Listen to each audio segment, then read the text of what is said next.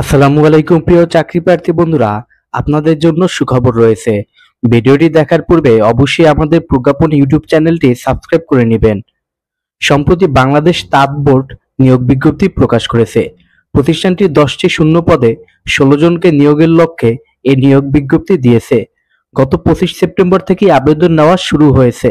আবেদন করা যাবে আগামী 24 অক্টোবর 2025 পর্যন্ত।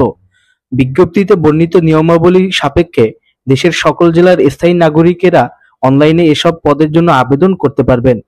প্রতিষ্ঠানের নাম এক নজরে বাংলাদেশ তাঁত বোর্ড। পদ সংখ্যা 10টি, লোকবল নিয়োগ মোট 16 জন।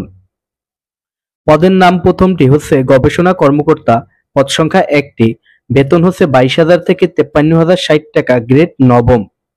এরপর হচ্ছে পরিসংখ্যানবিদ, পদ সংখ্যা 1টি, বেতন হচ্ছে 22,000 থেকে 53,060 টাকা, গ্রেড নবম। এরপর হচ্ছে সহকারী প্রকৌশলী পুর, পদ সংখ্যা 1টি, বেতন হচ্ছে নবম গ্রেড। এরপর হচ্ছে লিয়াজো কর্মকর্তা, পদ সংখ্যা 9টি, বেতন হচ্ছে নবম গ্রেড।